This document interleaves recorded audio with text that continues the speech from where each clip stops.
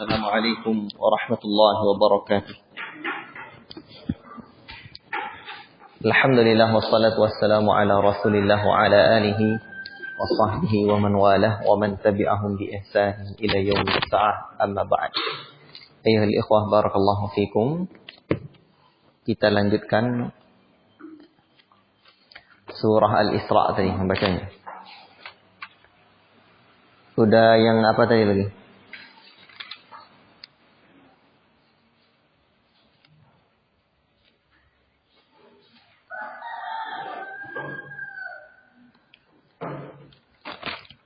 Ini lagi kaum yang ingkar pasti mendapatkan hukuman. A'udzubillahi minasyaitonir rajim. Ayat ke-58. Wa in min qaryatin illa nahnu muhlikuha qabla yaumil qiyamati aw mu'adzibuha 'adaban syadida. Kana dzalika fil kitabi mastura. Kaum yang ingkar pasti mendapat hukuman. Dan tidak ada satu negeri pun yang durhaka penduduknya, melainkan kami membinasakannya sebelum hari kiamat, atau kami siksa penduduknya dengan siksaan yang sangat keras. Yang demikian itu telah tertulis di dalam kitab Lauhul Mahfuz. Mastura itu, mastur, telah tertulis. Dan tidak ada yang menghalangi kami untuk mengirimkan kepadamu tanda-tanda kekuasaan kami, melainkan karena tanda-tanda itu telah didustakan oleh orang terdahulu. Dan telah kami berikan kepada kaum Samud unta betina sebagai mukjizat yang dapat dilihat, tetapi mereka menganiaya unta betina itu. Dan kami tidak mengirimkan tanda-tanda itu melainkan untuk menakut-nakuti. Asbabun nuzul ayat dari Ibnu Abbas bahwa orang-orang Mekah meminta kepada Nabi agar gunung Safa dijadikan emas dan gunung-gunung Mekah diratakan supaya dapat dijadikan ladang untuk bercocok tanam mereka. Jibril berkata kepada Nabi, apakah engkau akan menangguhkan permintaan mereka atau meluluskannya? Sekiranya engkau meluluskannya dan mereka tetap kufur, tentu mereka akan sebagaimana dibinasakannya umat-umat terdahulu. Nabi SAW menjawab bahwa beliau akan menangguhkannya. Maka Allah menurunkan ayat ini sebagai peringatan kepada Nabi kalau permintaan mereka jika diluluskan mereka akan tetap kafir. Dan tidak ada yang menghalangi kami untuk mengirimkan kepadamu tanda-tanda kekuasaan kami, melainkan karena tanda-tanda itu telah didustakan oleh orang-orang terdahulu. Dan telah kami berikan kepada kaum Samud. Baik.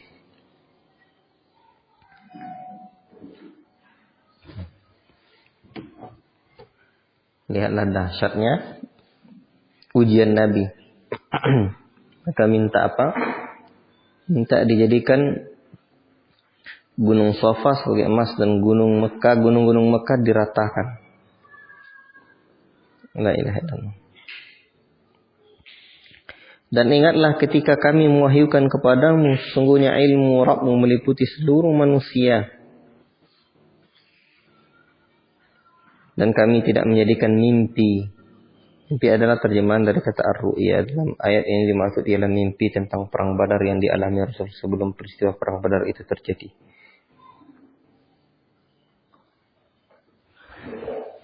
Yang telah kami perlihatkan kepadamu melainkan sebagai ujian bagi manusia, dan begitu pula pohon untuk yang terkutuk zakum dalam Al-Quran. Dan kami menakut-nakuti mereka, tetapi yang demikian itu hanyalah menambah besar kedurhakaan mereka.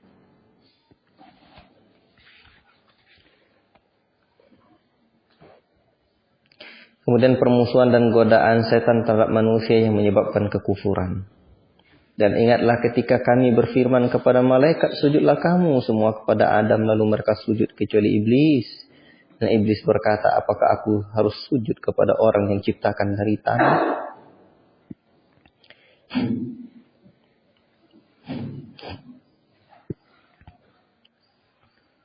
Jadi dia berlogika.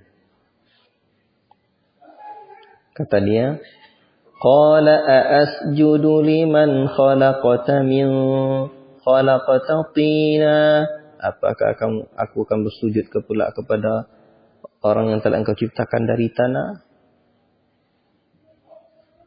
Itu dahsyatnya berlogika itu. Ya iblis berkata, terangkanlah kepadaku, inikah yang lebih engkau muliakan daripada aku? Sekiranya engkau memberi waktu kepadaku sampai hari kiamat, pasti aku akan sesatkan keturunannya kecuali sebagian kecil. Dia Allah berfirman, pergilah, tetapi barang siapa di antara mereka yang mengikuti kamu, maka sungguh neraka jahanamlah balasanmu semua. Jadi Allah dah jelaskan sebagai pembalasan yang cukup. Dan perdayakanlah siapa saja di antara mereka yang engkau iblis sanggup dengan suaramu yang memukau. Kerahkanlah pasukanmu terhadap mereka yang berkuda dan yang berjalan kaki, dan bersekutulah dengan mereka pada harta dan anak-anak. Lalu beri janjilah kepada mereka, padahal setan itu hanya menjanjikan tipuan belaka kepada mereka. Sesungguhnya terhadap hamba-hambaku engkau iblis tidaklah dapat berkuasa atas mereka, dan cukuplah Tuhanmu sebagai penjaga. Berarti untuk itulah kita pentingnya menjadi hamba Allah. Makanya awal ayat surah ini tentang Subhanalladzi asra bi'abdihi. Jadi hamba aku. Maka ada kaitan awal surah dengan pertengahan surah ini. Sebab di ayat yang ke-65 ini, Inna ibadi laysa laka alaihim sultan wa kafa bi rabbika wakila. Sesungguhnya hambaku tidaklah sanggup, tidak ada kuasamu untuk menggoda mereka. Nah, begitulah tingginya derajat hamba itu. Jadi kita katakan derajat seorang hamba itu dahsyat. Nah, ini buktinya. Apa sebab? Inna ibadi laysa laka alaihim sultan. Allah. Baik. Ikhwati fillah, barakallahu fikum. Jadilah hamba-hamba Allah. Rabbuna tabaraka wa ta'ala. Hamba ini yang akan selamat sampai di hari akhirat kelak.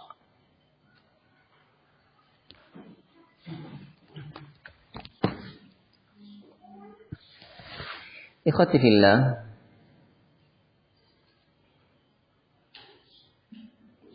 peringatan-peringatan tentang nikmat Allah dan beberapa kejadian pada hari kiamat. Allah ingatkan. Rabbukumul ladzi yuzji lakumul fulka fil bahri litabtaghu min fadlihi innahu kana bikum rahima. Rabbula yang telah melayarkan kapal-kapal di lautan untukmu, agar kamu mencari karunia-Nya. Sungguh Dia Maha Penyayang terhadapmu.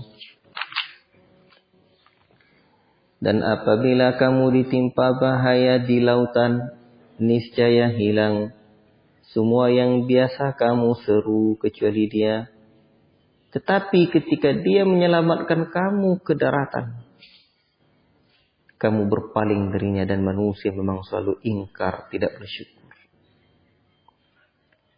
Maka apakah kamu merasa aman bahwa Dia tidak akan membenamkan sebagian daratan bersama kamu, atau Dia meniupkan angin keras yang membawa batu-batu kecil, dan kamu tidak akan mendapatkan seorang pun pelindung?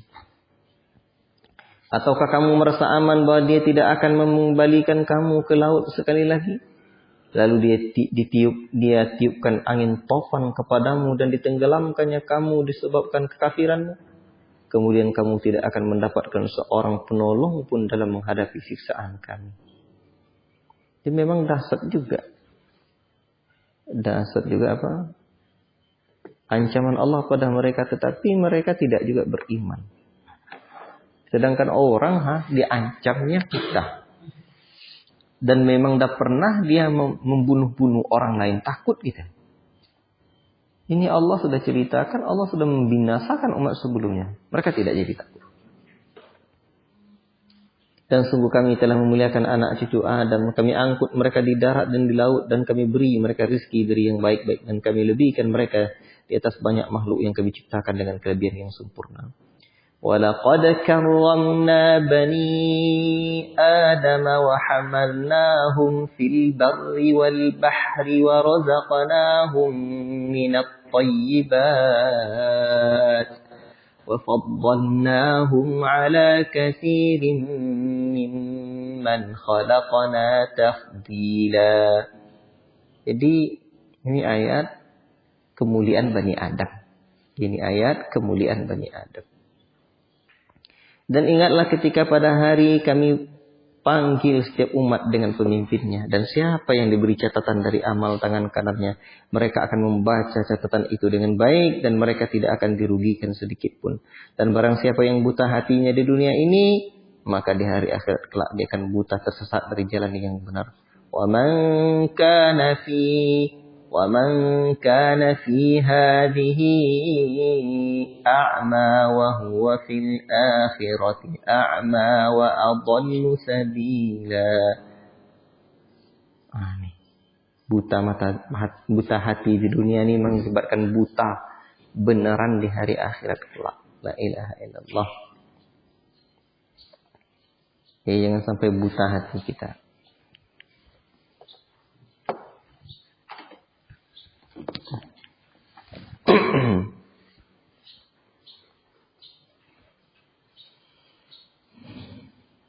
Baik.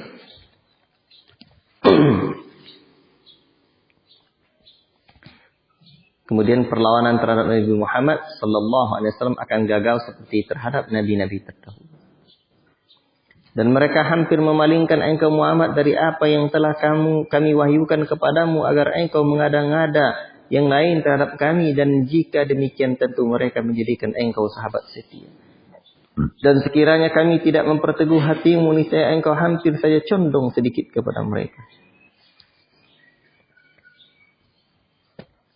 Jika demikian tentu kami rasakan kepadamu siksaan berlipat ganda di dunia ini dan berlipat ganda setelah kematian. Di dunia berlipat ganda, apalagi di hari akhirat kelak. Dan sungguh mereka hampir membuatmu Muhammad gelisah di negeri Mekah karena engkau harus keluar dari negeri itu. Dan kalau terjadi demikian, niscaya sepeninggalanmu mereka tidak akan tinggal di sana melainkan sebentar saja. Apa sebabnya? Kalau sampai terjadi Nabi Muhammad SAW diusir oleh penduduk Mekah, niscaya tidak akan lama hidup di dunia. Dan Allah segera akan membinasakan mereka. Hijrah Nabi SAW ke Madinah bukan karena pengusiran kaum Quraisy, melainkan semata-mata karena perintah Allah. Yang demikian itu merupakan ketetapan bagi para rasul kami yang kami utus sebelum engkau. Dan tidak akan engkau dapati perubahan atas ketetapan kami.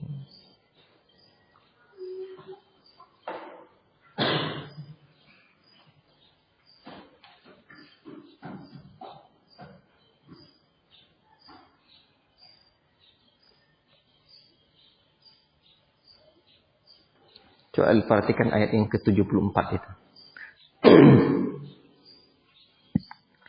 Itu penting sekali kita perhatikan.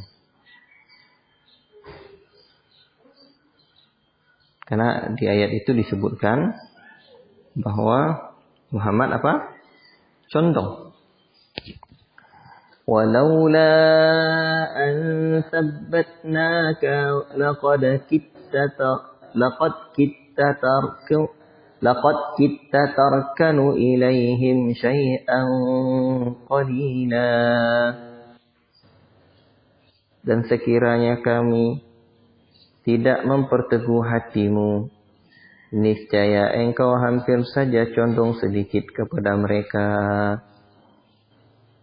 Jadi sekiranya kami tidak meneguhkan hatimu di atas kebenaran dan menjagamu dari menyetujui mereka, pasti kamu hampir saja condong sedikit kepada apa yang mereka sarankan kepadamu. Disebabkan kuatnya tipu daya mereka.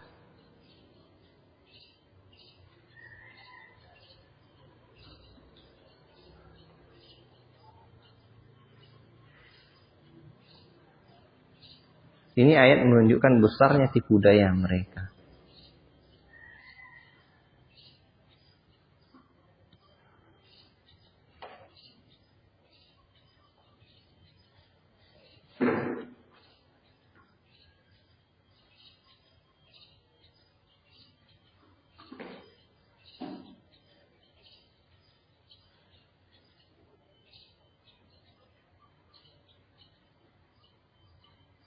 Jadi mereka membujuk ya Nabi agar Nabi menyampaikan sesuatu yang lain dari apa yang kami wahyukan kepada ya, mewahyukan kepada Nabi. Jika demikian, ya dasar. Allah teguhkan hati Nabi ini menunjukkan Nabi itu manusia dan ini menunjukkan bahwa Nabi itu Allah yang mengokohkan hatinya. Walaula an sabbatnaka, kalaulah bukan kami kokohkan hati. Berarti yang mengokohkan hati itu Allah. Nah, Allahu Akbar. Berarti kita butuh ketetapan hati.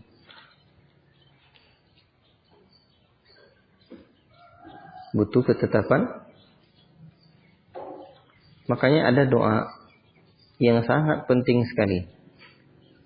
Diajarkan oleh Nabi Sallallahu Alaihi Wasallam kepada kita agar kita berada di atas petunjuk Allah Subhanahu Wa Taala ini. Allahumma inni as'aluka as-sabata 'ala ar-rusyd. Ya Allah, takkanlah kaki kami itu di atas petunjuk. As-sabata. Atau dalam lafaz lain disebutkan Allahumma inni as'aluka as-sabata fil amr.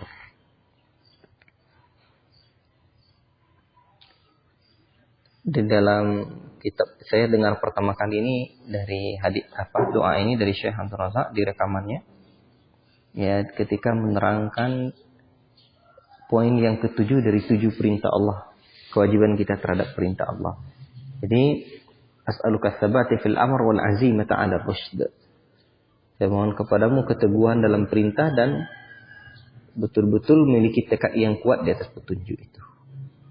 As'aluka as-sabata fil amr wal azimata 'ala ar-rusyd.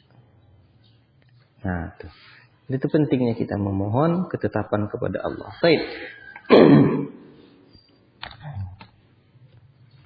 Petunjuk-petunjuk Allah dalam menghadapi tantangan. Laksanakan salat sejak matahari tergelincir sampai gelapnya malam, dan laksanakan pula salat subuh. Sungguh salat subuh itu disaksikan oleh malaikat. Ya, ayat ini menerangkan waktu salat yang 5 tergelincir matahari untuk waktu salat zuhur dan asar. Gelap malam untuk maghrib dan subuh. Aqimis salata lidululikis syamsi ila ghasakil layli wa qur'anal fajr. Inna qur'anal fajri kana mashhuda. Jadi kalau salat ketika matahari tergelincir berarti waktu zuhur hingga masuk waktu malam.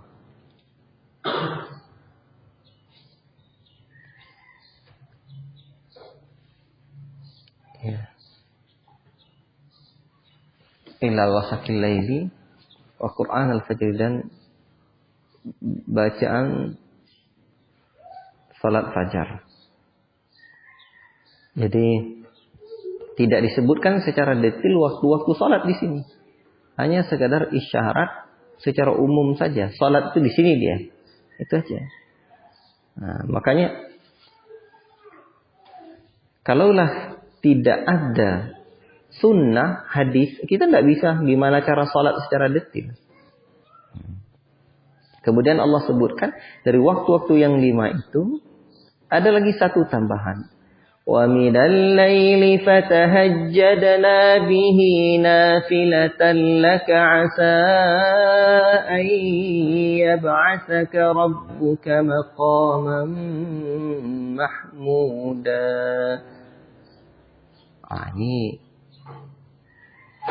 Inilah cara mewujudkan diri seseorang itu menjadi hamba Allah yang seutuhnya. Bisa lebih mulia dari makhluk-makhluk yang lain hamba itu. Setelah melaksanakan salat-salat 5 waktu ini ada satu cara lagi. Apa cara itu? Itulah dia. Dan di kala malam maka bertahajudlah sebagai tambahan bagimu. Ini kalau berbuat demikian betul-betullah Allah. Di sini mudah-mudahan berarti betul-betullah Allah membangkitkan kamu pada derajat yang terpuji. وَقُلْ رَبِّ أَدْخِلْنِي مُدْخَلَ صِدْقٍ وَأَخْرِجْنِي مُخْرَجَ صِدْقٍ وَاجْعَلْ لِي مِن لَّدُنكَ سُلْطَانًا نَّصِيرًا. Tadi saya sebutkan ini ayat itu berbicara tentang permintaan tempat keluar yang baik, tempat masuk yang baik. Tetapi sebagian para ulama tengok di catatan kakinya nanti ada ini ya. Memohon kepada Allah agar kita memasuki satu ibadah dan selesai daripadanya dengan niat yang baik dan penuh keikhlasan, serta bersih dari riya dan dari segala sesuatu yang merusak pahala. Ya.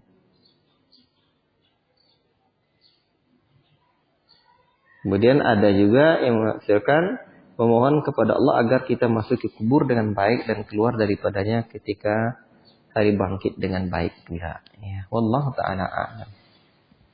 Jadi orang beriman itu begitu. Ini sifat yang menjadikan seorang itu tinggi di sisi Allah. Salat tahajud. Wa minal laili fatahajjadna bihi nafilatan lak. Fatahajjadna. Bukan pakai na ya. Wa minal laili fatahajjad bihi nafilatan laka asa an yab'athaka rabbuka maqaman mahmuda. Saya sering bacanya pakai na. Ya.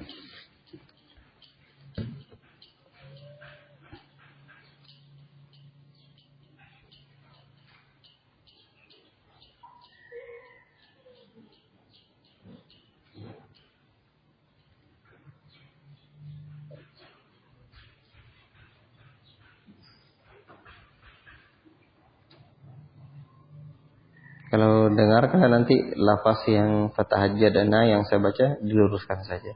So tidak ada yang pakai na. Fatahajjad saja. Baik. Wa qul ja'al haqq wa zahaqal batil. Katakanlah Muhammad, setiap orang berbuat sesuai dengan apa? Katakanlah hai Muhammad, apabila datang yang hak. Apabila telah datang yang hak, lenyaplah yang batil itu, sungguh yang batil itu pasti lenyap. Itu. Makanya buat saja yang hak, batil itu akan hancur dengan sendirinya. Wa nunazzilu minal Qur'ani ma huwa shifaa. Ini ya syifa. Syifa, obat. Ma huwa shifaa'un wa rahmatun lil mu'minin wa la yazidu adh-dhalimina illa khasara. Ayat ini ada dalam Majmu' Syarif, doa haikal. Kalian tahu Majmu' Syarif? Majmu' Syarif itu buku kecil. Ada doa haikal. Masukkannya ke doa haikalnya.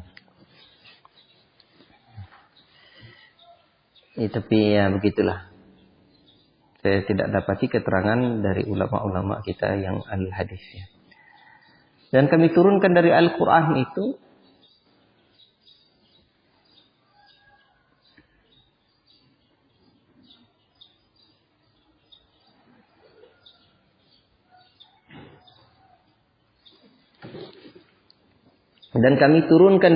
sesuatu yang menjadi penawar dan rahmat bagi orang yang beriman.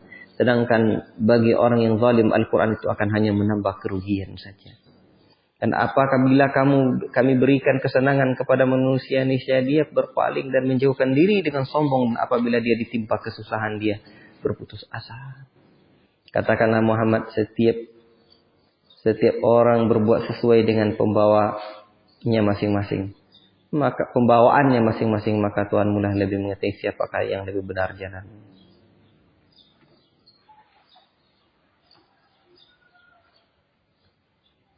Dan mereka bertanya kepada Muhammad tentang ruh.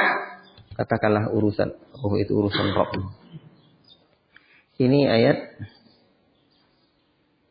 Kul kulli ya'malu ala syakilatih ini, ya, ini perlu kita lihat ya, bagaimana tafsir para ulama ini.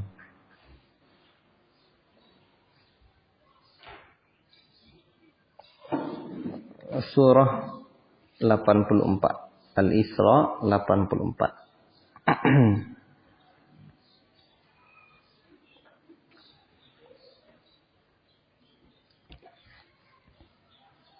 Apa betul yang dimaksud dengan syakilah di sini? Di sini pembawaannya diterjemahkan. Padahal syakilah ini menurut keadaannya masing-masing. Di dalam tafsir Kementerian Agama yang muyassar, itu dia menurut dengan pembawaannya masing-masing.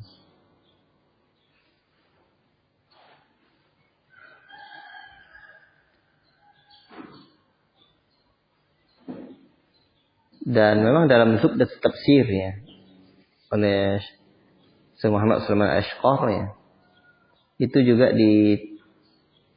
disebutkan dengan sesuai dengan bakat dan kemampuan. Kembangkanlah untuk kamu. Ya. Tapi yang diterjemahan ini, aslinya saya belum tengok.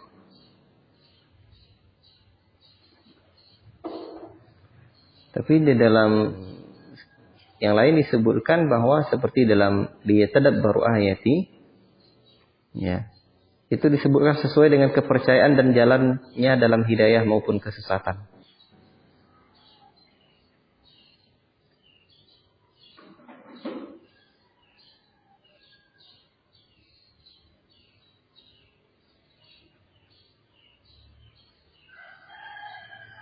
Adapun Syekh Sa'di menyebutkan begini, yakni keadaan yang sesuai baginya, termasuk dalam pengertian keadaan di sini adalah tabiat dan pengaruh alam sekitar.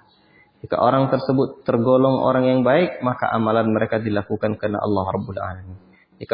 Jika orang tersebut tergolong orang yang buruk, maka amalan mereka dilakukan karena makhluk dan tidak melakukan selain sesuai dengan keinginan mereka. Tergantung kondisinya. Tidak tafsir-tafsir yang ada ini, wallahu ta'ala alam bishawab. Ya, betul. Hah? Apa itu? Hah?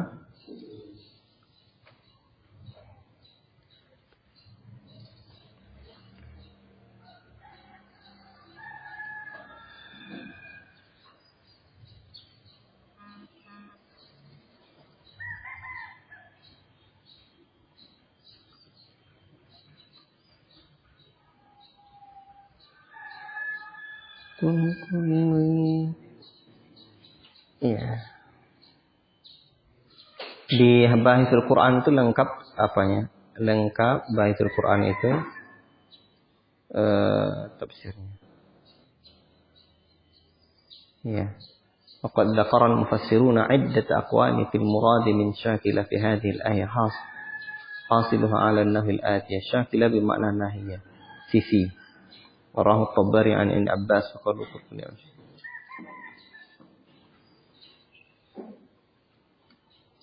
Ya, ada lagi yang mengatakan tabi'ah nafsiyah, hadza marwiyan an Mujahid. Jadi ada riwayat dari Mujahid.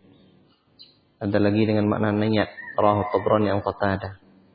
Semuanya ada riwayatnya. Wallahu ta'ala a'lam bissawab.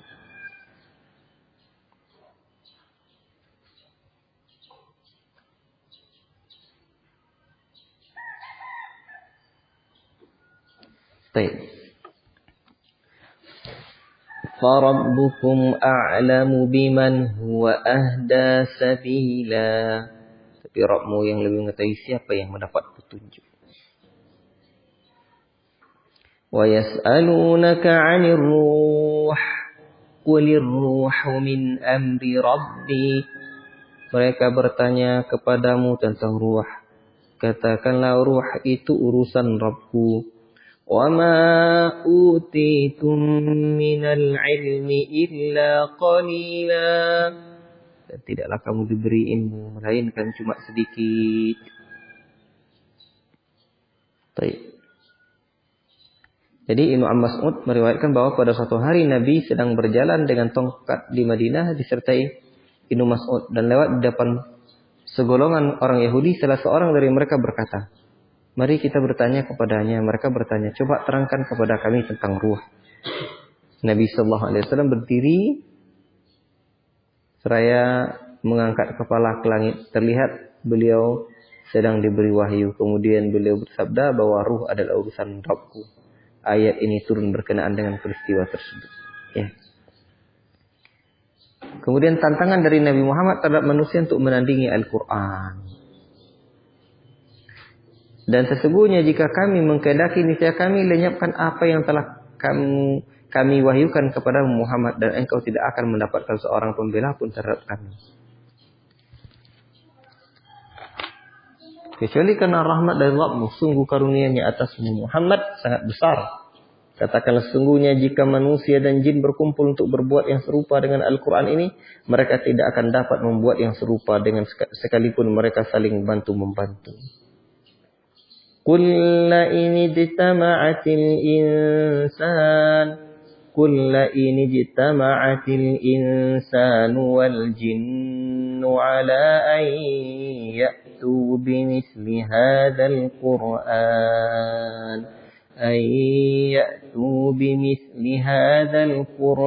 la ya'tuna bimithlihi walau kana ba'duhum li ba'din zahira. Sanggup mereka. Sekalipun mereka saling tolong menolong, tidak akan sanggup. Dan sungguh kami telah menjelaskan berulang-ulang kepada manusia dalam Al-Quran ini dengan bermacam-macam perumpamaan, tetapi kebanyakan manusia tidak menyukainya, bahkan mengingkarinya.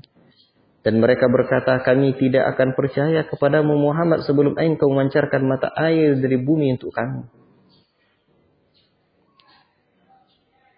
Yanbu'a, jadi ada nama yayasan Yanbu'a, itu mata air artinya. Atau engkau mempunyai sebuah kebun kurma dan anggur, lalu engkau alirkan di celah-celahnya sungai yang deras alirannya. Atau engkau jatuhkan langit berkeping-keping atas kami, sebagaimana engkau letakkan atau sebelum engkau datangkan Allah dan para malaikat berhadapan dengan kami. Dan engkau mempunyai sebuah rumah yang terbuat dari emas, atau engkau naik ke langit dan kami tidak akan mempercayai kenaikanmu itu sebelum engkau turunkan kepada kami sebuah kitab untuk kami baca. Katakanlah Muhammad, Maha Suci Rabbku, bukankah aku ini hanya seorang manusia yang menjadi rasul? Keingkaran orang-orang kafir dan bantahan terhadapnya. Dan tidak ada sesuatu yang menghalangi manusia untuk beriman ketika petunjuk datang kepadanya selain perkataan mereka, mengapa Allah mengutus seorang manusia menjadi rasul? Katakanlah Muhammad, sekiranya di bumi ada para malaikat yang berjalan-jalan dengan tenang, niscaya kami turunkan kepada mereka malaikat dari langit untuk menjadi rasul.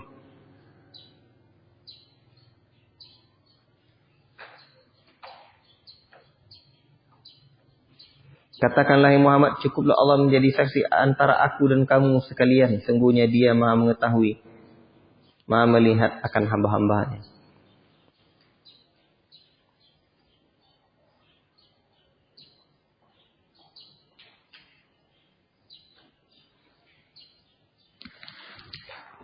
Dan barang siapa diberi petunjuk oleh Allah, dialah yang mendapatkan petunjuk. Ini ayat yang ke-90. 5 ini perlu diperhatikan ini. Ya.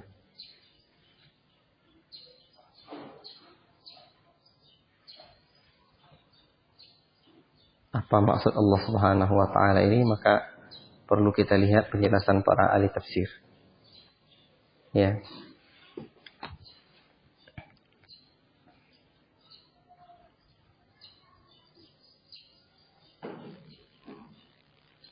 Kalau seandainya ada malaikat yang berjalan sebagai penghuni di bumi, yakni seandainya yang di bumi sebagai ganti dari manusia adalah para malaikat yang berjalan dengan kedua kakinya dengan tenang dan tentram sebagai manusia berjalan. Setelah kami turunkan dari langit kepada mereka malaikat menjadi rasul, agar rasul itu berasal dari golongan mereka sehingga ia dapat menyampaikan dan memberikan pemahaman yang lebih sempurna. Ya, ini bukanlah sebuah kebijaksanaan jika itu kami mengutus manusia kepada golongan malaikat tersebut. Baik, jadi sekiranya di bumi ada malaikat yang berjalan dengan tenang, niscaya kami turunkan kepada mereka malaikat dari langit untuk menjadi rasul. Jadi kalau memang malaikat pula di bumi itu kami turunkan pula rasulnya adalah malaikat. Tapi kalau manusia memang pasnya rasulnya juga adalah manusia. Tidak mungkin pula lah rasulnya adalah malaikat. Itu maksudnya.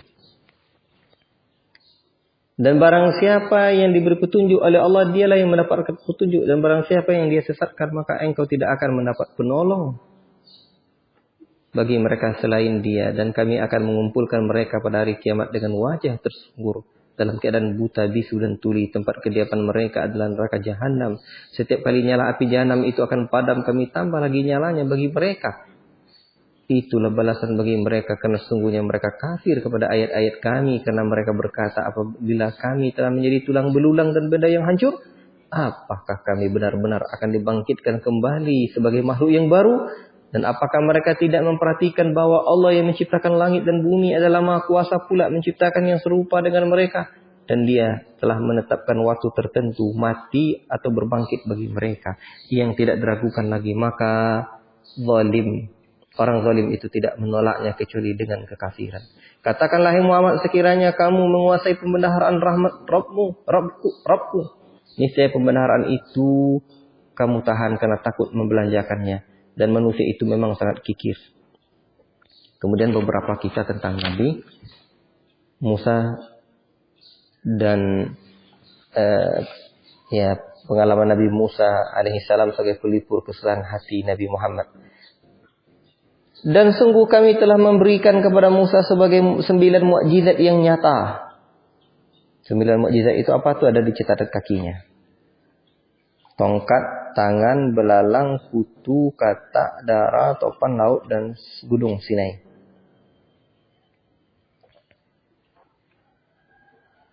Maka tanyakanlah kepada Bani Israel ketika Musa datang kepada mereka. Lalu Fir'aun berkata kepadanya, wahai Musa, sesungguhnya aku benar-benar menduga engkau adalah terkena sihir. Dia Musa menjawab, sungguh engkau telah mengetahui bahwa tidak ada yang menurunkan mukjizat-mukjizat itu kecuali hanya Rabb yang memelihara langit dan bumi sebagai bukti-bukti yang nyata. Dan sungguh aku benar-benar menduga engkau akan binasa, hai Fir'aun. Kemudian dia Fir'aun hendak mengusir mereka, Musa dan pengikutnya, dari bumi Mesir. Maka kami tenggelamkan Fir'aun beserta orang-orang bersama dia seluruhnya.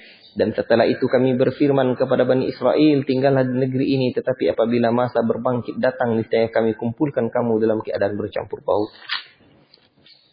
Dan kami turunkan Al-Quran itu dengan sebenarnya, dan Al-Quran itu turun dengan membawa kebenaran. Dan kami mengutus engkau Muhammad hanya sebagai pembawa berita gembira dan pemberi peringatan. Dan Al-Quran kami turunkan beransur-ansur agar engkau Muhammad membacakannya kepada manusia perlahan-lahan, dan kami menurunkannya secara bertahap. Jadi Quran itu turun perlahan-lahan.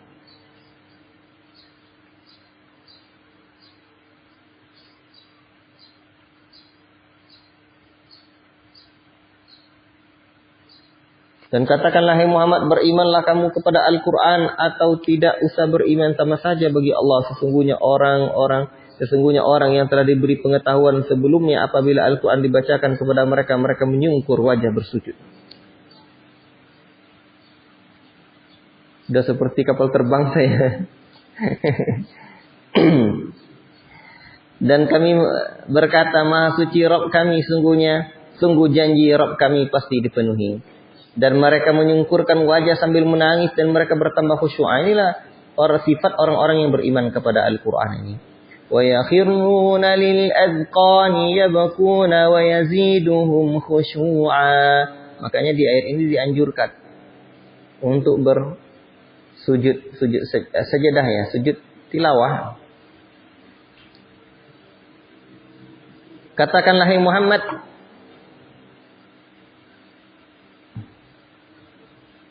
serulah Allah atau serulah Ar-Rahman dengan nama yang mana saja kamu dapat menyeru, karena dia mempunyai nama-nama yang terbaik, Asma'ul Husna. Dan janganlah engkau mengeraskan suara dalam salat dengan pula merendahkannya, dan usahakanlah jalan tengah di antara kedua. Pindah kamu sini, mabuk kamu nanti. Awak nak kawin lagi. Kemudian dari Ibnu Abbas bahwa pada suatu hari Rasulullah SAW salat di Mekah dan berdoa, Ya Allah, Ya Rahman. Kaum musyrikin berkata, perhatikanlah orang yang murtad dari agamanya. Ia melarang kita menyeru dua Tuhan, sementara dia sendiri menyeru dua Tuhan. Maka turunlah ayat ini yang menjelaskan bahwa Allah Maha Esa tapi mempunyai nama-nama yang terbaik. Jadi kata mereka, Ya Rahman. Kemudian seru Allah atau Ya Rahman, Allah atau Ar-Rahman. Kata mereka, dua pula Tuhan kita. Tuhan sahabat kita. Turunlah ayat ini. Dan katakanlah segala puji bagi Allah yang tidak mempunyai anak dan tidak pula mempunyai sekutu dalam kerajaannya.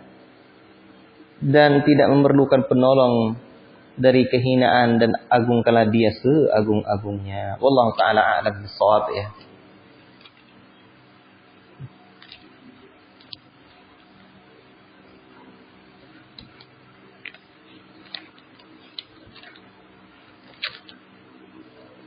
Kita masuk surah Al-Kahfi. Silakan Ustaz Zaki baca.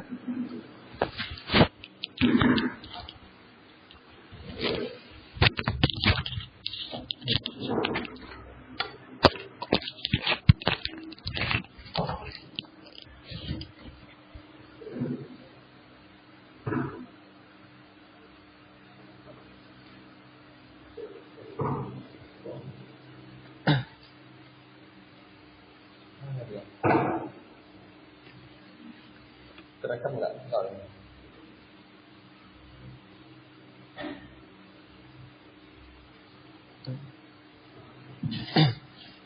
أعوذ بالله من الشيطان الرجيم بسم الله الرحمن الرحيم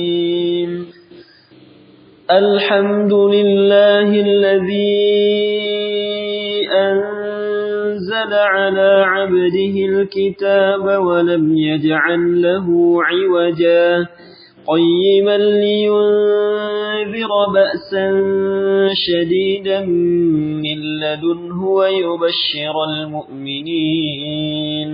ويبشر المؤمنين الذين يعملون الصالحات أن لهم أجرا حسنا ماكثين فيه أبدا وينذر الذين قالوا اتخذ الله ولدا ما لهم به من علم ولا لآبائهم كبرت كلمة تخرج من أفواههم إن يقولون إلا كذبا فلعلك باخع نفسك على آثارهم إن لم يؤمنوا بهذا الحديث أسفا إنا جعلنا ما على الأرض زينة لها لنبلوهم أيهم أحسن عملا وإنا لجاعلون ما عليها صعيدا جرزا أم حسبت أن أصحاب الكهف والرقيم كانوا من آياتنا عجبا إذ أوى الفتية إلى الكهف فقالوا ربنا آتنا من لدنك رحمة وهيئ لنا من أمرنا رشدا فضربنا على آذانهم في الكهف سنين عددا ثم بعثناهم لنعلم أي الحزبين أحصى لما لبثوا أمدا نحن نقص عليك نبأهم بالحق إنهم فتية آمنوا بربهم وزدناهم هدى وربطنا على قلوبهم إذ قاموا فقالوا ربنا رب السماوات والأرض لن ندعو من دونه إلها لقد قلنا إذا شططا هؤلاء قومنا اتخذوا من دونه آلهة لولا يأتون عليهم بسلطان بين فمن أظلم ممن افترى على الله كذبا وإذ اعتزلتموهم وما يعبدون إلا الله فأووا إلى الكهف ينشر لكم ربكم من رحمته ويهيئ لكم من أمركم مرفقا وترى الشمس إذا طلعت تزاور عن كهفهم ذات اليمين وإذا غربت تقرضهم ذات الشمال وهم في فجوة منه ذلك من آيات الله من يهد الله فهو المهتد ومن يضلل فلن تجد له وليا مرشدا وتحسبهم أيقاظا وهم رقود ونقلبهم ذات اليمين وذات الشمال وكلبهم باسط ذراعيه بالوصيد لو اطلعت عليهم لوليت منهم فرارا ولملئت منهم رعبا وكذلك بعثناهم ليتساءلوا بينهم قال قائل منهم كم لبثتم قالوا لبثنا يوما أو بعض يوم قالوا ربكم أعلم بما لبثتم فابعثوا أحدكم بورقكم هذه إلى المدينة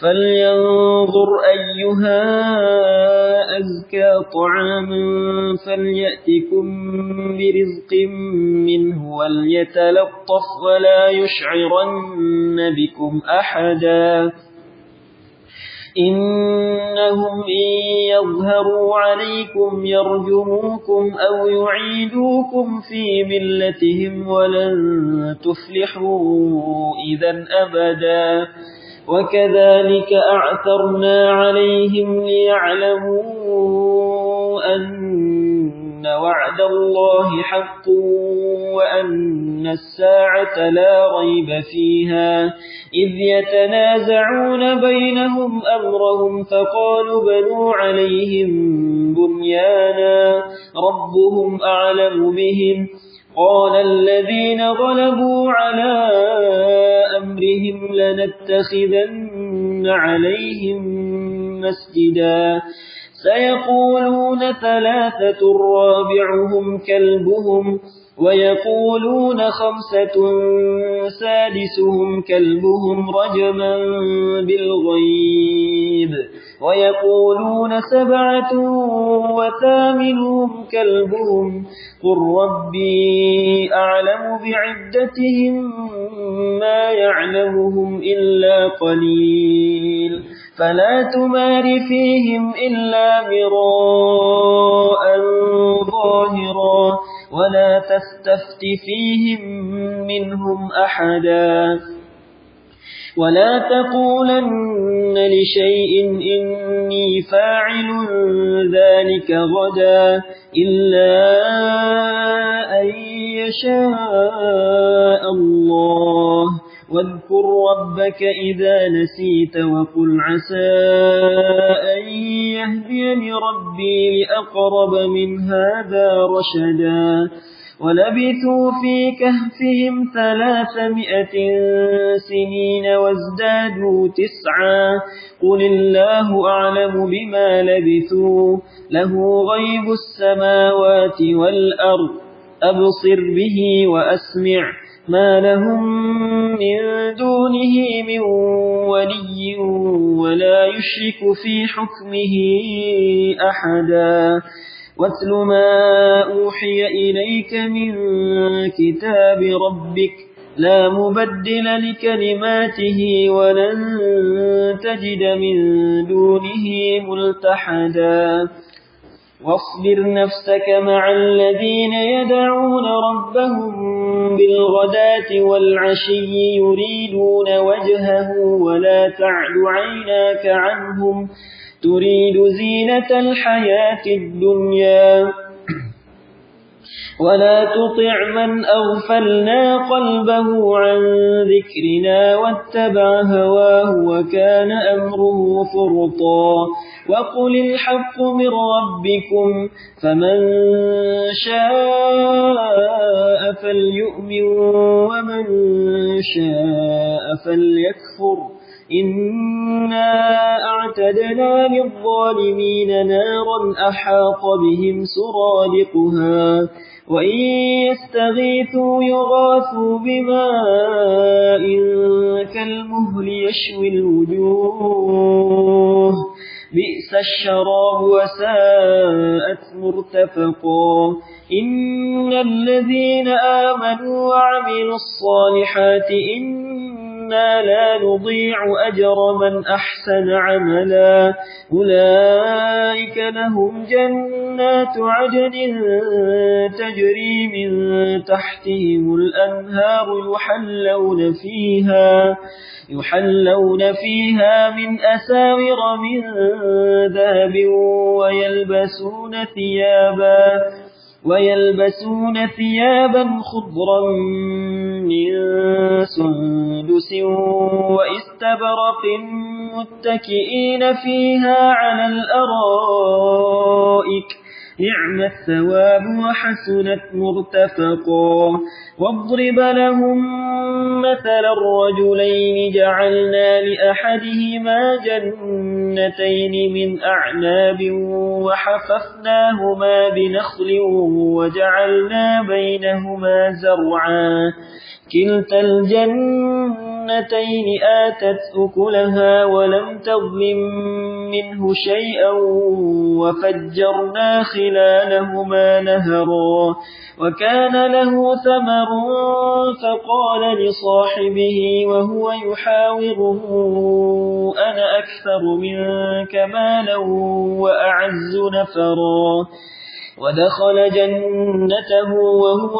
ظالم لنفسه قال ما أظن أن تبيد هذه أبدا وما أظن الساعة قائمة ولئن رددت إلى ربي لأجدن خيرا منها منقلبا قال له صاحبه وهو يحاوره أكفرت بالذي خلقك من تراب ثم من نطفة ثم سواك رجلا لكن هو الله ربي ولا أشرك بربي أحدا ولولا إذ دخلت جنتك قلت ما شاء الله لا قوة إلا بالله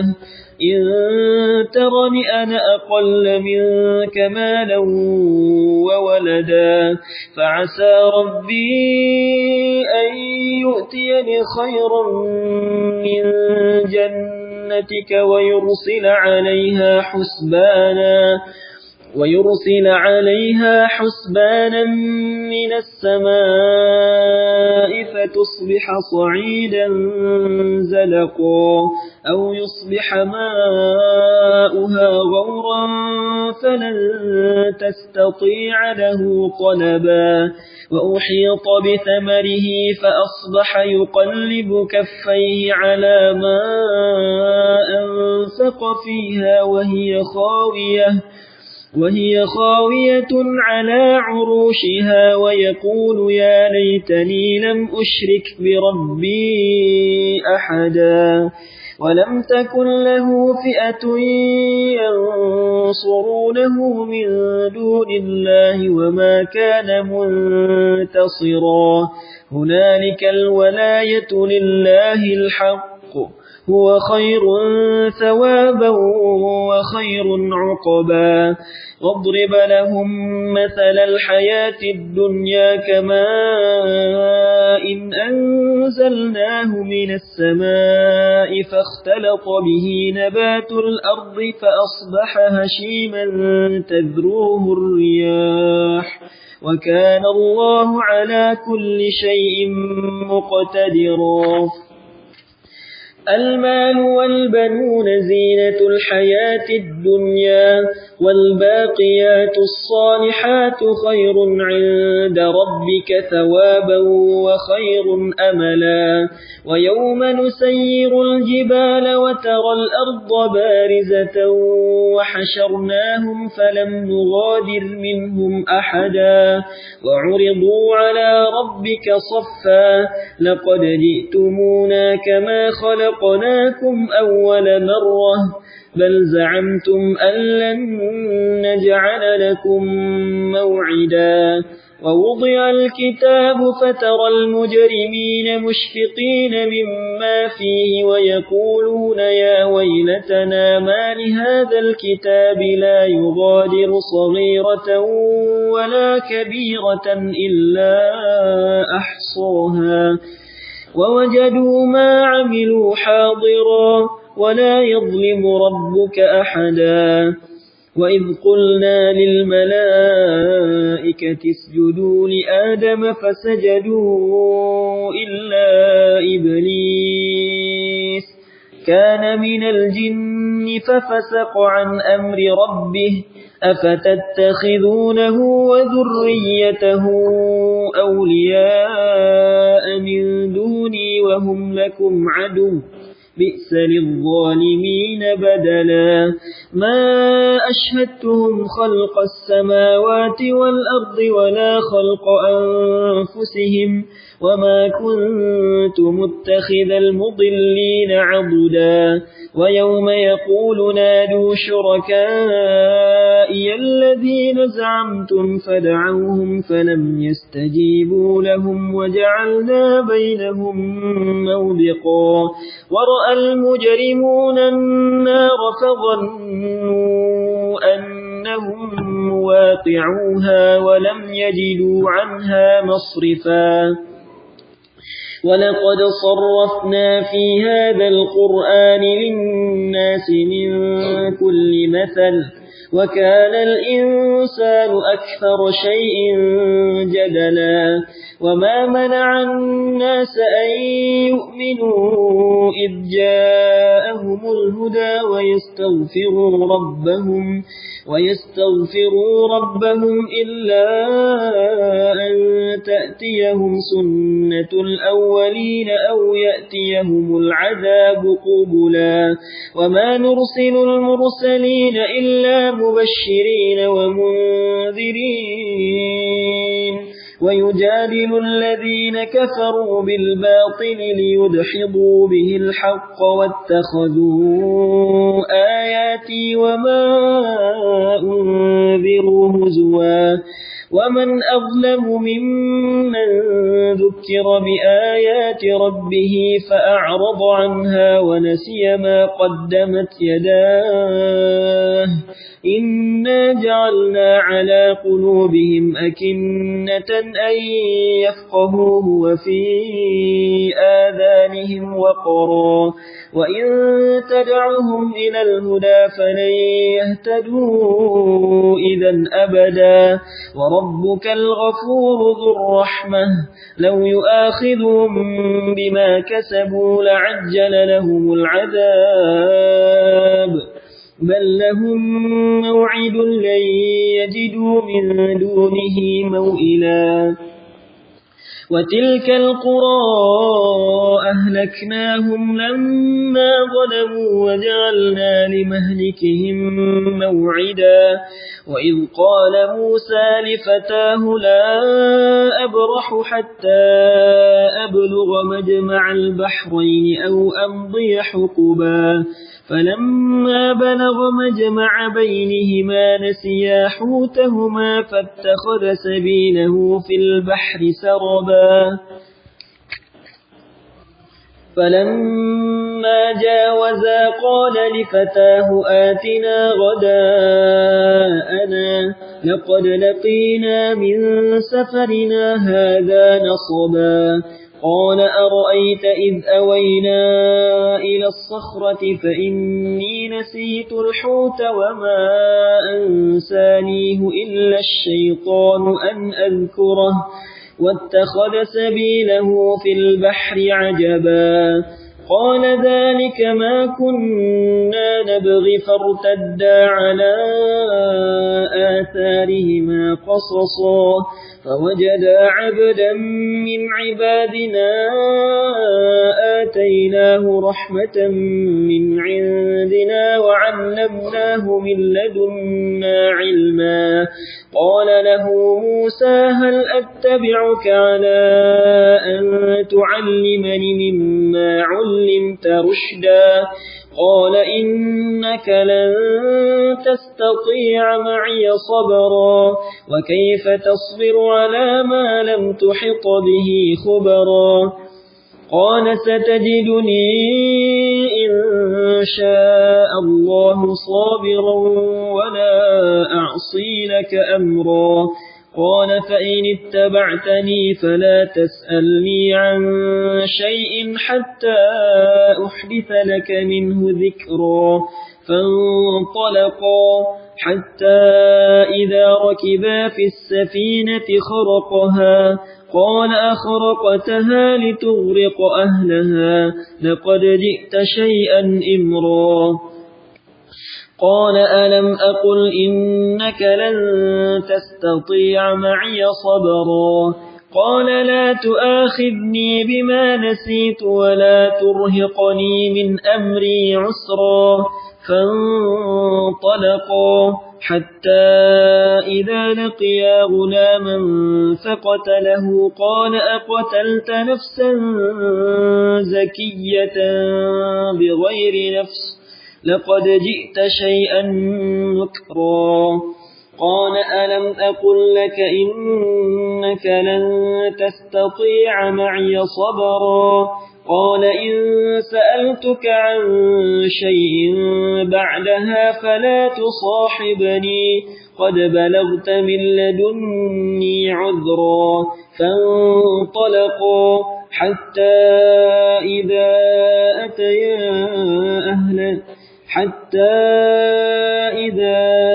أتيا أهل قرية استطعما أهلها فأبوا أن يضيفوهما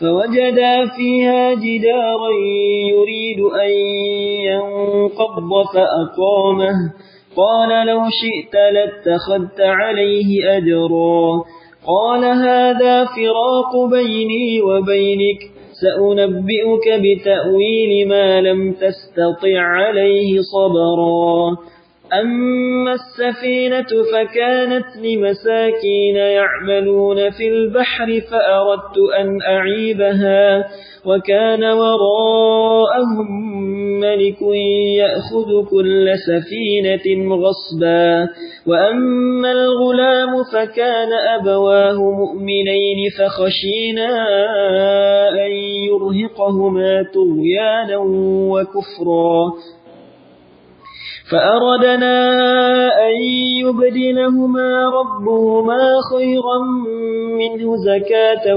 وأقرب رحما وأما الجدار فكان لغلامين يتيمين في المدينة وكان تحته كنز لهما وكان أبوهما صالحا فأراد ربك أن يبلغا أشدهما ويستخرجا كنزهما رحمة من ربك وما فعلته عن أمري ذلك تأويل ما لم تسطع عليه صبرا ويسألونك عن ذي القرنين قل سأتلو عليكم منه ذكرا إنا مكنا مكنا له في الأرض وآتيناه من كل شيء سببا فأتبع سببا حتى إذا بلغ مغرب الشمس وجدها تغرب في عين حمئة ووجد عندها قوما قلنا يا ذا القرنين إما أن تعذب وإما أن تتخذ فيهم حسنا قال أما من ظلم فسوف نعذبه ثم يرد إلى ربه فيعذبه عذابا نكرا وأما من آمن وعمل صالحا فله جزاء الحسنى وسنقول له من أمرنا يسرا ثم أتبع سببا حتى إذا بلغ مطلع الشمس وجدها تطلع على قوم لم نجعل لهم من دونها سترا كذلك وقد أحطنا بما لديه خبرا ثم أتبع سببا حتى إذا بلغ بين السدين وجد من دونهما قوما لا يكادون يفقهون قولا قالوا يا ذا القرنين إن يأجوج ومأجوج مفسدون في الأرض فهل نجعل لك خرجا على أن تجعل بيننا وبينهم سدا قال ما مكني فيه ربي خير فأعينوني بقوة أجعل بينكم وبينهم ردما آتوني زبر الحديد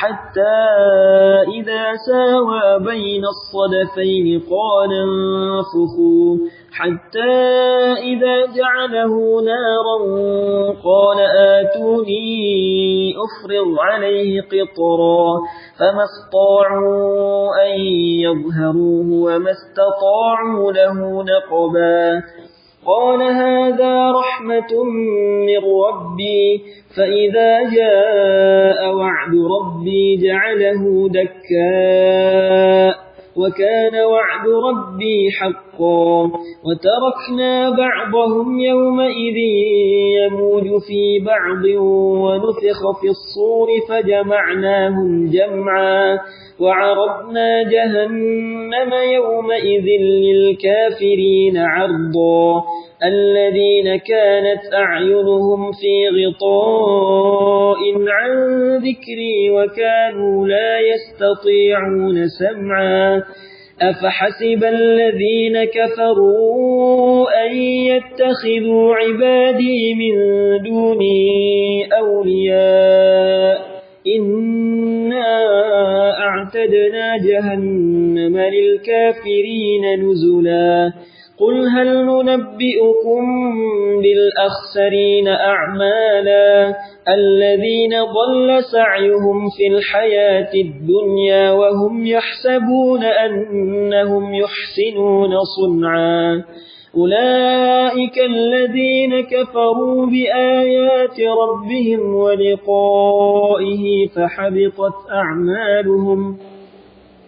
فحبطت أعمالهم فلا نقيم لهم يوم القيامة وزنا ذلك جزاؤهم جهنم بما كفروا واتخذوا آياتي ورسلي هزوا إن الذين آمنوا وعملوا الصالحات كانت لهم جنات الفردوس نزلا خالدين فيها لا يبغون عنها حولا قل لو كان البحر مدادا لكلمات ربي لنفد البحر قبل أن تنفد كلمات ربي ولو جئنا بمثله مددا قل إنما أنا بشر مثلكم يوحى إلي أنما إلهكم إله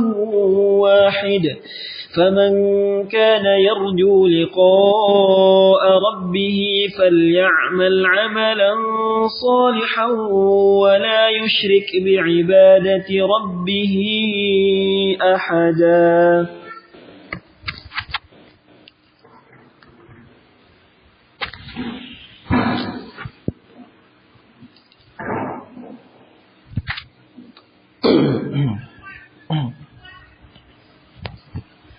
Potong aja bagian ini, masukkan ke YouTube rekaman Al-Kahfi ini.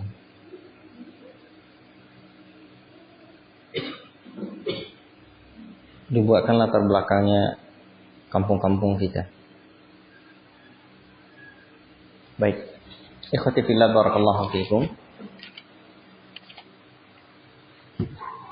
Surah Al-Kahfi.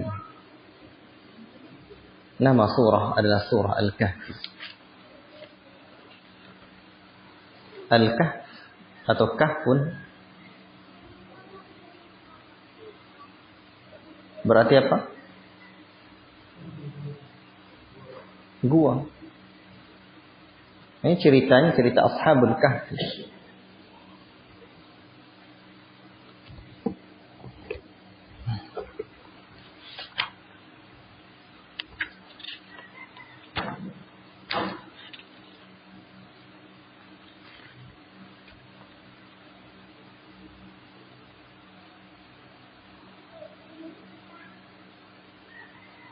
Ada juga yang menyebutkan kisah ini Ashabul Kahfi, untuk memuliakan mereka. Ya. Lalu keutamaan surah. Surah ini memiliki keutamaan yang sungguh sangat besar, di mana Rasulullah SAW menyebutkan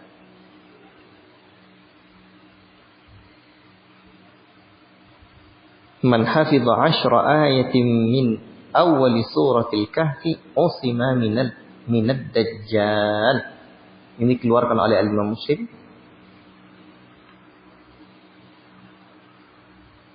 dari sahabat Abu Darda radhiyallahu taala anhu.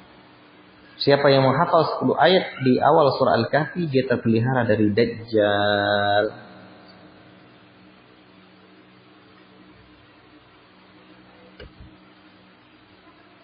Berarti minimal hafal surah Al-Kahfi 10 ayat. Kemudian yang kedua, man qara'a salasa ayatin min awwalil kahfi usima min fitnatid dajjal. Barang siapa yang membaca 3 ayat di permulaan surah Al-Kahfi, dia terpelihara dari Dajjal. Ini dalam riwayat At-Tirmidzi dari sahabat Abu Darda juga. Demikian juga ada riwayat yang menyebutkan faman adrakahu minkum falyaqra alaihi fawatiha suratul kahfi fa innaha jiwarukum min fitnatihi. Barang siapa di antara kamu yang sempat jumpa dengan Dajjal, maka hendaklah dia membaca di hadapannya beberapa ayat dari surah Al-Kahfi, karena ia dapat melindungi dari fitnah Dajjal.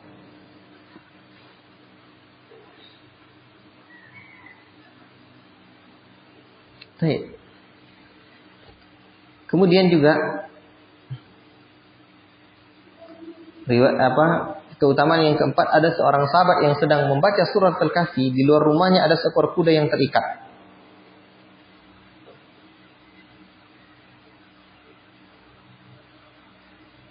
Jadi ketika dia lihat kudanya itu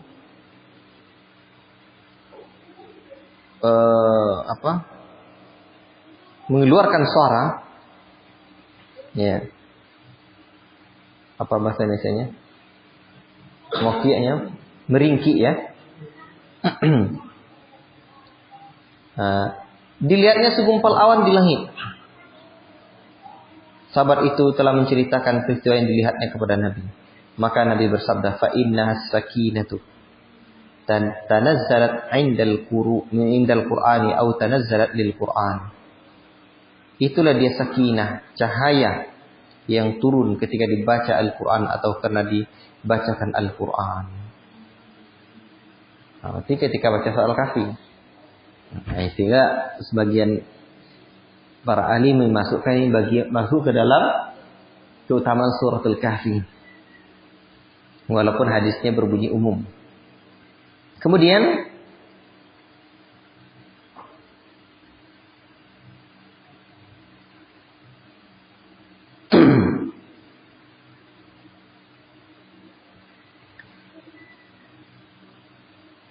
siapa yang membaca surah Al-Kahfi pada hari Jumat? Man qara'a suratul Kahfi fi yaumil Jum'ah adha'a lahu minan nuri ma bainal jum'atain. Nah, siapa yang membaca surah Al-Kahfi pada hari Jumat, dia menjadi cahaya kepadanya di antara dua Jumat. Diriwayatkan oleh Al-Baihaqi dalam sunannya dari Abu Sa'id al-Khudri. Kemudian man qara'a surat Al-Kahfi kana lahu nuran yaumal qiyamah. Barang siapa yang baca surah Al-Kahfi, dia akan diberikan cahaya pada hari kiamat yang menyinari tempatnya hingga ke Mekah. Barang siapa yang membaca surah Al-Kahfi, Allah beri cahaya pada hari kiamat yang menyinari tempatnya hingga ke Mekah. Dan siapa yang baca 10 ayat terakhir, kemudian andai kata keluar Dajjal, dia tidak akan bisa memudaratkannya. Nah, ini di antara keutamaan surah Al-Kahfi.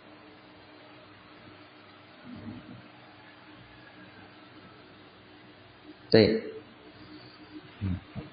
Sudah apa ya melihatnya. Kemudian apa lagi pembahasannya? Jumlah ayat.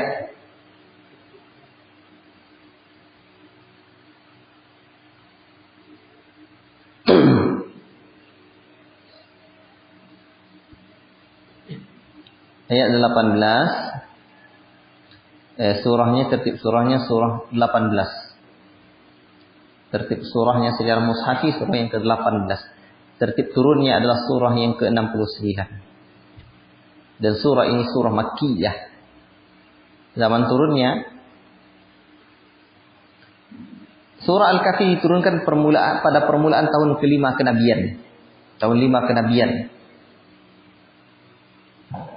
Sebelum surah Az-Zumar dan sebelum hijrah ke Habasyah.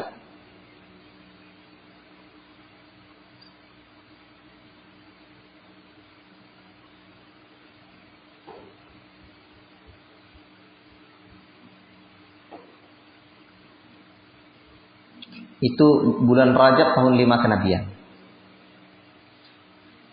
Ketika itu orang-orang Islam mulai dianiaya oleh orang-orang kafir Mekah.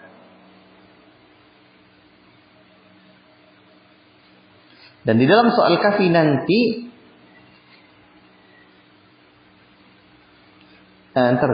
ini surah juga turun sebelum kaum muslimin hijrah ke negeri Habasyah. Sudah ya? Jadi di dalam surah ini nanti terdapat bimbingan kepada umat Islam agar menyampaikan dakwah Islam kepada orang-orang Kristen, orang-orang Nasara di Habasyah.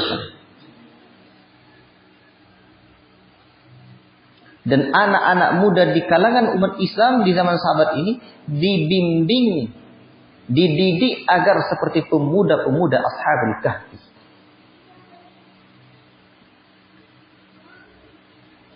Yang telah sukses menegakkan tauhid. Dan mereka juga dibimbing untuk tidak terpengaruh tekanan ayah ibunya, orang tuanya yang masih musyrik, dan juga pemimpin Quraisy yang zalim. Jadi yang terpengaruh, jadilah kalian seperti Ashabul Kahfi. Ini ceritanya, begitulah kira-kira.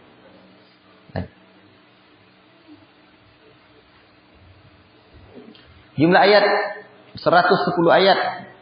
Jumlah ruku' 12 ruku'.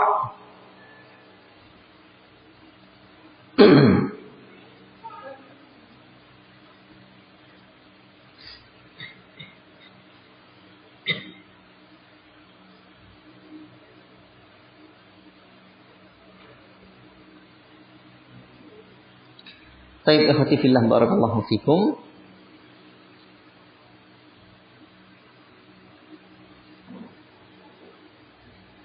Mata saya tidak sering sakit.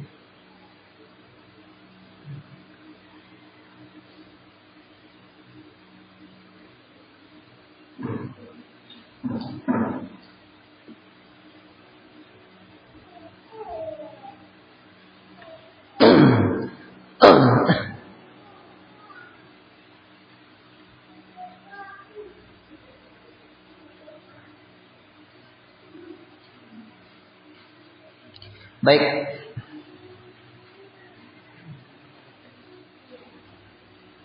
Kaitannya dengan surah sebelumnya di surah Bani Israil. Di dalam surah Bani Israil itu disebutkan tentang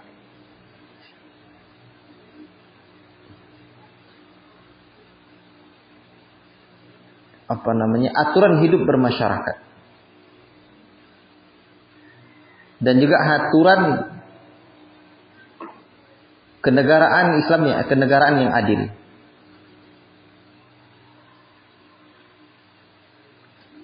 Di dalam surah Al-Kahfi ini juga diceritakan tentang kisah seorang raja yang adil. Raja Zulkarnain.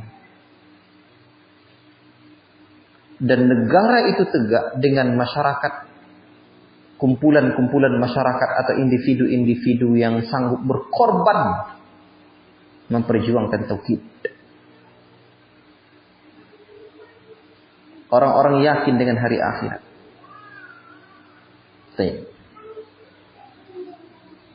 Kita baca dahulu.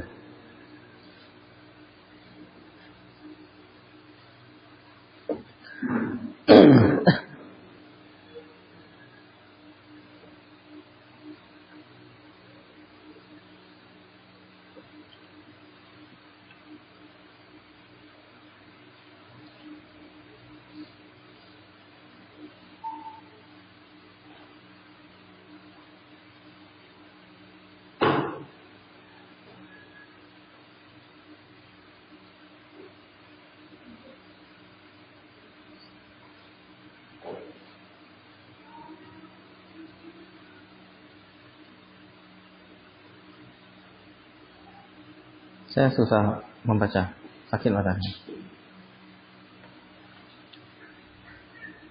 Udah mulai makin tua berat. Baik, ikhwati fillah, barakallahu fikum. Bismillahirrahmanirrahim. Alhamdulillahilladzi anzala ala 'abdihi al-kitaba wa lam yaj'al lahu 'iwaja. Segala pujiannya Allah, bagi Allah.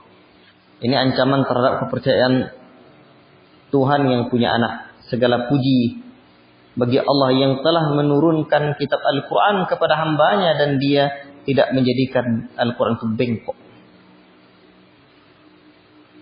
Jadi makna bengkok itu tidak ada dalam Al-Quran ini sesuatu yang bertentangan dan tidak ada penyimpangan dari kebenaran. Sebagai bimbingan yang lurus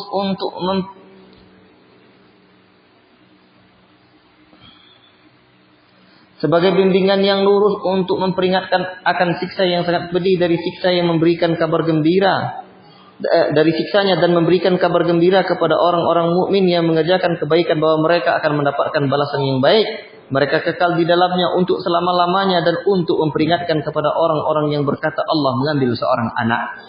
Ittakhadallahu walada. Mereka sama sekali tidak mempunyai pengetahuan tentang hal itu. Begitu pula nenek moyang mereka, alangkah jeleknya kata-kata yang keluar dari mulut mereka. Mereka hanyalah mengatakan sesuatu kebohongan belaka. Maka barangkali engkau Muhammad akan mencelakakan dirimu karena bersedih hati setelah mereka berpaling sekiranya mereka tidak beriman kepada keterangan Al-Quran. Sesungguhnya kami telah menjadikan apa yang ada di bumi sebagai perhiasan baginya untuk kami menguji mereka siapakah di antara mereka yang terlebih baik perbuatannya. Dan kami benar-benar akan menjadikan pula apa yang di atasnya menjadi tanah yang tandus lagi kering. Kemudian masuk ke cerita Ashabul Kahfi. Kisah Ashabul Kahfi. Ya. Jadi mereka ini adalah pemuda-pemuda yang memperoleh taufik dari Allah, memperoleh ilham, memperoleh iman. Ya. Baik. Lalu Allah ceritakan begini. Am hasibata anna ashabal kahfi war-raqim kanu min ayatina ajaba. Dan apakah engkau mengira bahwa orang-orang yang mendiami gua dan yang punya ar-raqib, makna ar-raqib di sini adalah sebagian mufassir mengartikan nama anjing dan sebagian yang lain mengartikan batu bersurat. Wallahu ta'ala alam. Ia termasuk tanda-tanda kebesaran kami yang menakjubkan. Ini kebesaran Allah yang menakjubkan. إذ أوى الفتية إلى الكهف فقالوا ربنا آتنا من لدنك رحمة وهيئ لنا من أمرنا رشدا. Ingatlah ketika pemuda-pemuda itu berlindung ke dalam gua lalu mereka berdoa, ya Rabb kami, berikanlah kami rahmat.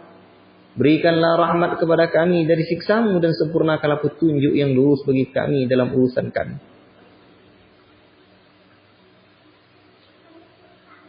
فَضَرَبْنَا عَلَى آذَانِهِمْ فِي الْكَهْفِ سِنِينَ عَدَدًا. Kami tutup telinga mereka di dalam gua itu selama beberapa tahun. Allah menidurkan mereka selama 309 tahun. Qamariyah ya.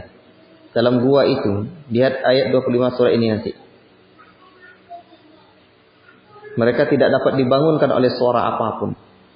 Karena Allah sendiri fadarabna ala adhanihim, kami tutup betul. Makanya ada peneliti menyebutkan tutup telinga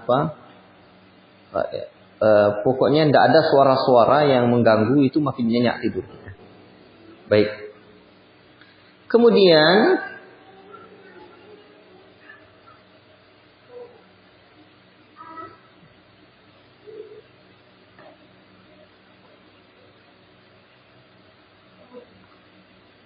Kemudian kami bangunkan mereka agar kami mengetahui manakah di antara kedua golongan itu yang lebih tepat dalam menghitung beberapa lamanya mereka tinggal dalam gua itu. Kami ceritakan kepada Muhammad kisah mereka dengan sebenarnya, sesungguhnya mereka adalah pemuda-pemuda yang beriman kepada Rabb mereka, dan kami tambahkan petunjuk kepada mereka dan kami teguhkan hati mereka ketika mereka berdiri. Lalu mereka berkata, Rabb kami adalah Tuhan langit dan bumi, kami tidak menyeru Tuhan langit selain Dia. Sungguhnya kalau kami berbuat demikian, tentulah kami telah mengucapkan perkataan yang sangat jauh dari mereka. Mereka itu kaum kami yang telah menjadikan tuan-tuan untuk disembah selain Dia. Mengapa mereka tidak mengemukakan alasan yang jelas tentang kepercayaan mereka? Maka siapakah yang lebih zalim daripada orang yang mengadakan kebohongan terhadap Allah? Dan apabila kamu meninggalkan mereka dan apa yang mereka sembah selain Allah, maka carilah tempat berlindung ke dalam gua itu. Niscaya Tuhanmu akan melimpahkan sebagian rahmatnya kepadamu dan menyediakan sesuatu yang berguna bagimu dalam urusanmu. Dan engkau akan melihat matahari ketika terbit condong dari gua mereka ke sebelah kanan. Condong dari gua mereka ke sebelah kanan, dan apabila matahari itu terbenam, menjauhi mereka di sebelah kiri, sedangkan mereka berada dalam tempat yang luas di dalam gua itu. Itulah sebagian dari tanda-tanda kebesaran Allah. Barang siapa diberi petunjuk oleh Allah, maka dialah yang mendapat petunjuk, dan barang siapa yang disesatkannya, maka engkau tidak akan mendapatkan seorang penolong yang dapat memberi petunjuk padanya. Saya baca terus, nanti saya ulang lagi ceritakan. Dan engkau mengira mereka tidak tidur, padahal mereka tidur, dan kami bolak-balik mereka ke kanan dan ke kiri, sedang anjing mereka membentangkan kedua lengannya di depan pintu gua. Dan jika kamu menyaksikan mereka, tentu kamu akan berpaling melarikan diri dari mereka, dan pasti kamu akan dipenuhi rasa takut terhadap mereka. Dan demikian kami bangunkan mereka agar di antara mereka saling bertanya. Salah seorang di antara mereka berkata, sudah berapa lama kamu berada di sini? Mereka menjawab, kita berada di sini sehari atau setengah hari saja. Berkata yang lain, Tuhanmu lebih mengetahui berapa lama kamu berada di sini. Maka suruhlah salah seorang di antara kamu pergi ke kota dengan membawa uang perakmu itu, dan hendaklah dia melihat manakah yang lebih baik, dan bawalah sebagian makanan itu untukmu, dan hendaklah Dia berlaku lemah lembut dan jangan sekali-kali menceritakan halmu kepada siapapun. Sesungguhnya jika mereka dapat mengetahui tempatmu, niscaya mereka akan melempari kamu dengan batu atau maksamu kembali kepada agama mereka. Dan jika demikian, niscaya kamu tidak akan beruntung selama-lamanya. Dan demikian pula kami perlihatkan manusia dengan mereka, agar mereka tahu bahwa janji Allah benar dan bahwa kedatangan hari kiamat tidak ada keraguan padanya. Ketika mereka berselisih tentang urusan mereka, maka mereka berkata, dirikanlah sebuah bangunan di atas gua mereka. Rabb mereka lebih mengetahui tentang mereka. Orang yang berkuasa atas urusan mereka berkata, kami pasti akan mendirikan sebuah rumah ibadah di atasnya. Nanti ada orang yang akan mengatakan, jumlah mereka itu 3 orang. Yang keempat adalah anjingnya. Dan ada lain yang mengatakan, jumlah mereka 5 orang. Yang keenam adalah anjingnya, sebagai terkaan terhadap yang gaib. Dan yang lain lagi mengatakan jumlah mereka 7 orang, yang ke-8 adalah anjing. Katakanlah Muhammad, Tuanku lebih mengetahui jumlah mereka. Tidak ada yang mengetahui bilangan mereka kecuali sedikit. Karena itu janganlah engkau Muhammad berbantah tentang hal itu, kecuali perbantahan lahir saja. Dan jangan engkau menanyakan tentang mereka pemuda-pemuda itu kepada siapapun. Dan jangan sekali-kali engkau mengatakan terhadap sesuatu aku pasti melakukannya itu besok, kecuali dengan mengatakan insya Allah. Dan ingatlah kepada Rabbmu apabila engkau lupa, dan katakanlah mudah-mudahan Rabbku akan memberiku petunjuk kepadaku agar aku yang lebih dekat kebenarannya daripada ini. Dan mereka tinggal dalam gua selama 300 tahun ditambah 9 tahun. Katakanlah Allah lebih mengetahui berapa lama mereka tinggal di gua. Miliknya semua yang tersembunyi di langit dan di bumi. Alangkah berat penglihatannya dan alangkah tajam pendengarannya. Tidak ada seorang pelindung pun bagi mereka selain Dia, dan Dia tidak mengambil seorang pun menjadi sekutu dalam menetapkan keputusan. Ikhwati fillah, jadi pemuda Ashabul Kahfi ini adalah orang-orang yang memperoleh taufik di zamannya. Ya. Jadi mereka ini bangkit di tengah-tengah kaumnya, lalu mereka mengumumkan akidah dan keyakinan mereka. Tapi mereka juga takut ya dengan kekejaman mereka. Lalu mereka berkata seperti dalam surah ayat 14 itu, Rabbuna Rabbus samawati wal ardi lan nad'a min dunihi ilahan laqad kunna idzan syaqata. Rabb kami adalah Rabb langit dan bumi. Kami sekali-kali tidak menyeru sesembahan selain Dia. Sesungguhnya kami kalau demikian telah mengucapkan perkataan yang amat jauh dari kebenaran.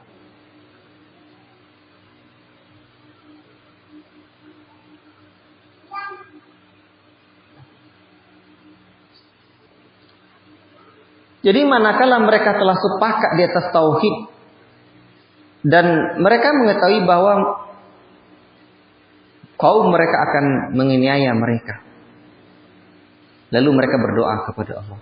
Rabbana atina min ladunka rahmatan wa hayyi' lana min amrina rasyada. Dalam surah Al-Kahfi ke-10 itu. Wahai Rabb kami, berilah kami rahmat dari sisimu dan sempurnakanlah bagi kami petunjuk yang lurus dalam urusan kami. Lalu Allah mudahkan mereka jalan ke gua. Mereka pun berlindung di dalam gua yang lapang, pintunya menghadap utara, yang bisa dimasuki oleh matahari. Tidak pada saat terbit dan tidak pada saat terbenam. Pintu gua itu tidak bisa dimasuki oleh matahari. Waktu terbitnya jauh dari sana tidak bisa pula masuk. Waktu terbenamnya jauh dari sebelah mana lagi tidak bisa pula masuk. Jadi terlindung. Seperti dalam surah yang ayat ke-17 ya. وَتَرَى الشَّمْسَ إِذَا طَلَعَتْ تَزَاوَرُ عَنْ كَهْفِهِمْ ذَاتَ الْيَمِينِ وَإِذَا غَرَبَتْ تَقْرِضُهُمْ ذَاتَ الشِّمَالِ وَهُمْ فِي فَجْوَةٍ مِّنْهُ ذَلِكَ مِنْ آيَاتِ اللَّهِ. Jadi matahari itu apabila terbit dia ya tidak bisa masuk cahaya ke dalam. Apabila nak tenggelam pula tak bisa pula masuk ke dalam gua itu cahaya matahari. Baik. Kemudian coba lihat Mereka itu takut. Mereka dekat dengan kota kaumnya itu. Lalu Allah Subhanahu wa taala pun menyebutkan, wa nuqallibuhum dzatal yamini wa dzatash shimal. Kami membalik-balikkan mereka ke kanan dan ke kiri agar tubuh mereka tidak rusak oleh tanah. Jadi hikmahnya agar tidak tubuh mereka tidak rusak oleh tanah. Balik kanan, balik kiri sekian lama itu cara Allah tuh. Wa nuqallibuhum dzatal yamini wa dzatash shimal. Itu cara Allah. Sehingga tidak rusak. Diamnya situ kan rusak. Ini cara Allah. Bolak-balik tubuhnya kiri kanan. Udah. Untuk apa? Agar mereka mengetahui akhir dari kisah mereka itu. Sehingga mereka nanti bertanya-tanya. Di ayat yang ke-19 itu. Qala qailun minhum kam labithtum. Di antara mereka berkata, berapa kalian lama sini? Qalu labithna yawman aw ba'da yawm. Kami sini cuma sehari atau setengah hari saja. Luar biasa. Coba kalian tidur. Pernah nak dulu waktu kecil-kecil tidur? Sejak jam 9 malam sampai jam 9 pagi. Sampai ulang lagi tidur. Sampai jam 2 siang. Capek kita karena tidur. Tidur itu capek. Allah. Lalu cobalah kata mereka. Ya, Rabb kita lah yang lebih mengetahui berapa lama kita tidur. Pergilah bawa uang perak ni ke kota, lihatlah. Makanan mana yang elok nanti untuk kita makan. Berlaku lemah lembut kalian di sana. Ini tanda-tanda kekuasaan Allah.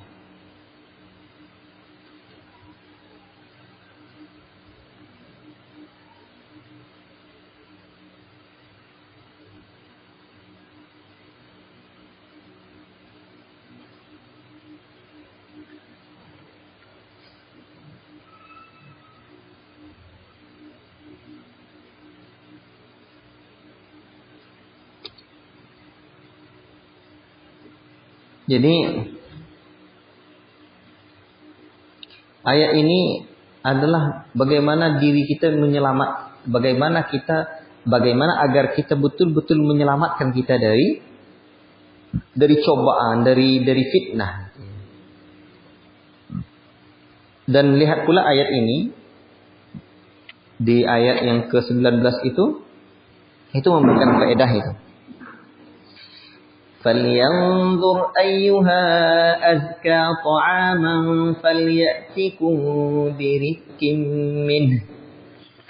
Apa artinya itu? Cobalah kalian tengok makanan yang mantap lah. Yang lebih baik.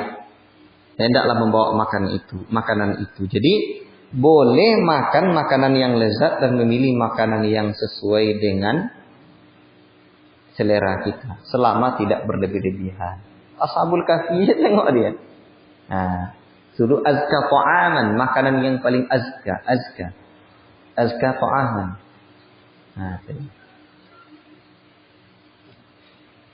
Jadi kalau buat rumah makan nanti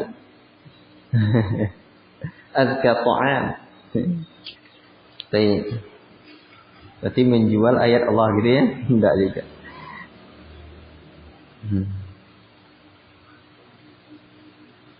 Ini menunjukkan mereka bahwa betul-betul ingin menjaga diri mereka. Ya.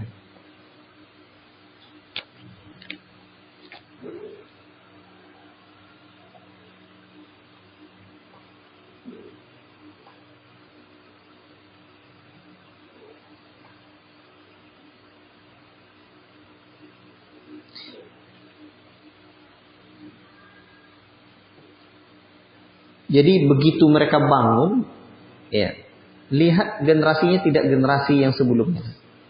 Akhirnya ketahuanlah bahwa mereka itu sudah hidup sekian lama. Digali, ternyata sekian waktu. Dan orang masih tahu sejarahnya. Nah, jadi orang-orang ini betul-betul mengagungkan Ashabul Kahfi. Berarti orang sudah orang beriman. Berarti orang-orang yang ketika dibangunkan Ashabul Kahfi itu adalah orang-orang yang sudah berpegang teguh dengan agama. Buktinya di ayat ke-21 itu. Qala alladziina ghalabu 'ala amrihim lanattakhidanna 'alaihim masjida. Orang yang berkuasa atas urusan mereka berkata, kami benar-benar akan mendirikan sebuah rumah ibadah di atasnya. Diingin didirikannya. Mereka mengagungkan Ashabul Kahfi. Nah, sekalipun itu dilarang khususnya dalam syariat kita. Namun yang perlu kita garis bawahi bahwa orang yang hidup setelah Ashabul Kahfi bangun itu orang beriman. Baik.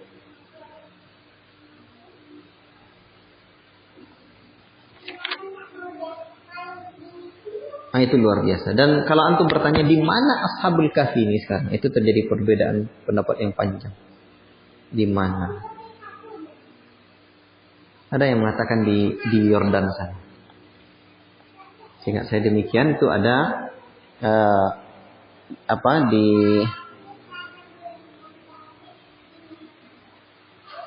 di YouTube. Coba kalian ketik War Ashabul Kahfi.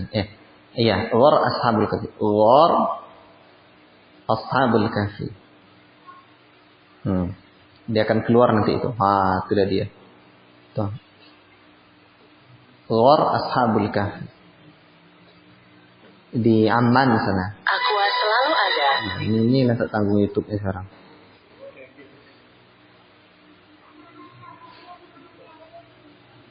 Di Amman, Yordan sana. War itu artinya gua. War Ashabul Kahfi. Bismillahirrahmanirrahim. Alhamdulillahi Rabbil Alamin. Wa afdalus salati wa atammu taslim ala Sayyidina Muhammad. Wa ala alihi wa sahbihi wa sallim tasliman katsir. Wa huna mihrab al-masjid. Wa a'midatuhu. Dan mudah-mudahan ini betul. Itu dia.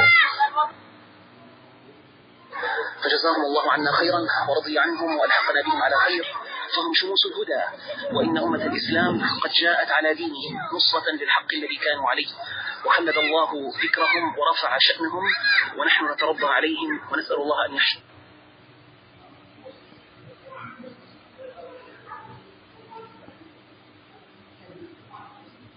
Baik, itu dia gua Ashabul Kahfi. Berarti kalau pergi penelitian sana kan mantap betul. Sampai ke Yordan, Amman, Urdun sana. Apa yang perlu diteliti? Ya teliti. Setidaknya pergi buat apa sana? Buat apa ya? Bingkisan. Bisa ngaji kitab santai. Nah, itu dia. Ya, ikhwati fillah barakallahu fikum.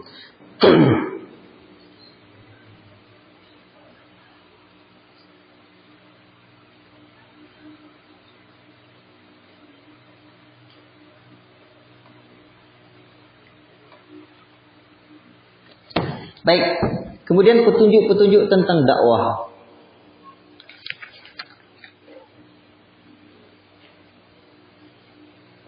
Nabi jangan mementingkan orang-orang terkemuka saja dalam berdakwah dan bacakanlah Muhammad apa yang diwahyukan kepadamu yaitu kitab Al-Quran. Tidak ada yang dapat mengubah kalimat-kalimatnya dan engkau tidak akan dapat menemukan tempat berlindung selain kepadanya. Dan bersabarlah engkau Muhammad bersama orang yang menyeru Rabbnya pada pagi dan siang hari dengan mengharapkan wajahnya, dan janganlah kedua matamu berpaling dari mereka karena mengharapkan perhiasan dunia, dan jangan engkau mengikuti orang yang hatinya telah kami lalaikan dari mengingat kami, serta menuruti keinginannya dan keadaannya sudah melewati batas, dan katakanlah yang Muhammad kebenaran itu datang dari Rabbmu, barang siapa mengkehendaki hendaklah dia beriman, dan barang siapa yang menghendaki kafir biarlah dia kafir. Nak kafir kafirlah, nak imanlah. Neraka bagi orang yang zalim. Ini sama saja dengan tidak. Yang gejolaknya mengepung mereka. Jika mereka meminta pertolongan, yakni minta minum, mereka akan diberi air seperti besi yang mendidih yang menghanguskan wajah. Itulah tempat minuman yang paling buruk dan tempat istirahat yang paling jelek. Ini luar biasa. Wa iyastaghithu yughathu bima'in kalmuhli yashwil wujuh bi'sasy syarab wa sa'at murtafaqa. La ilaha illallah. Sesungguhnya orang-orang yang beriman mengerjakan kebaikan, kami benar-benar tidak akan menyia-nyiakan pahala orang yang mengerjakan perbuatan yang baik itu. Mereka itulah yang memperoleh surga Aden yang mengalir di bawahnya sungai-sungai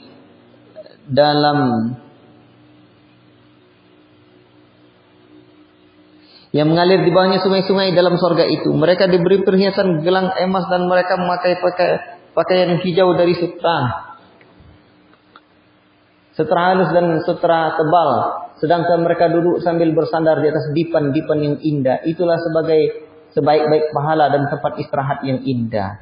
Kemudian Allah menyebutkan tamsil dunia, kehidupan dunia dan orang-orang yang tertipu padanya. Dan berikanlah Muhammad kepada mereka sebuah perumpamaan 2 orang laki-laki, yang seorang yang kafir yang kami beri 2 buah kebun anggur dan kami kelilingi kedua kebun itu dengan pohon-pohon kurma, dan di antara keduanya kebun itu kami buatkan ladang.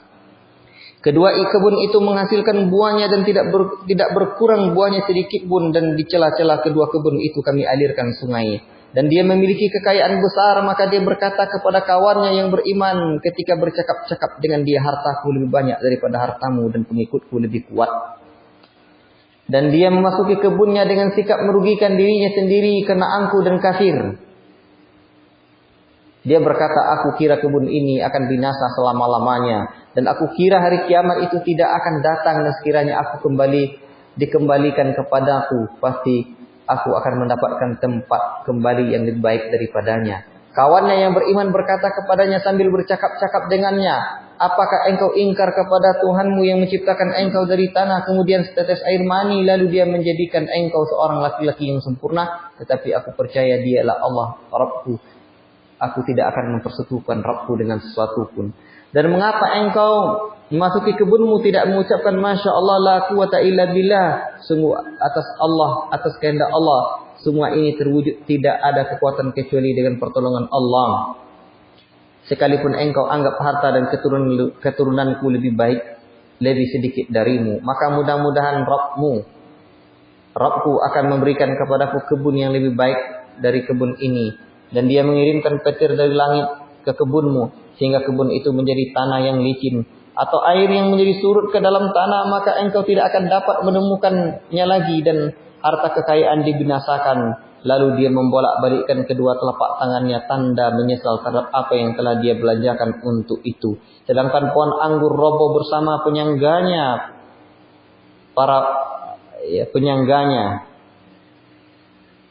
Lalu dia berkata, betapa sekiranya dahulu aku tidak mempersekutukan Rabbku dengan suatu pun, dan tidak ada lagi bagi segolongan pun yang dapat menolongnya selain Allah. Dia pun tidak dapat membela dirinya. Di sana pertolongan itu hanya dari Allah yang Maha Benar.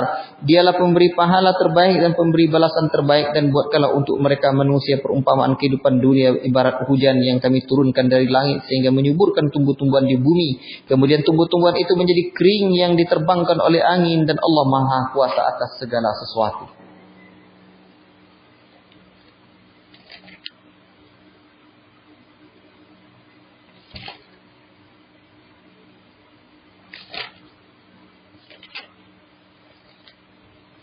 Harta dan anak-anak adalah perhiasan kehidupan dunia, tetapi amal kebaikan yang terus-menerus lebih baik pahalanya di sisi Allah, serta lebih baik untuk menjadi harapan. Ini nanti insya Allah saya akan buatkan namanya satu program tafsir ini, tafsir ayat-ayat permisalan di dalam Al-Quran. Ya, jadi amsilatul Quran namanya. Amsilatul Quran, perumpamaan dalam Quran. Jadi dalam Quran itu setiap surat itu ada perumpamaan. Maka ya, saya mendengarkan penjelasan Syekh Sulaiman Ar-Ruhaili hafizallahu taala bahwa perumpamaan itu digunakan agar kita berpikir, agar kita merenungi. Makanya nanti di daurah-daurah tafsir kita ini kan kita buat satu tahapan ya. Nanti judulnya Amsilatul Quran. Amsilatul Quran ya, tafsir Amsilatul Quran. Insyaallah. Karena banyak sekali di surah Al-Baqarah juga banyak dan seterusnya. Insyaallah taala. Beberapa kejadian pada hari kiamat dan kedurhakaan iblis.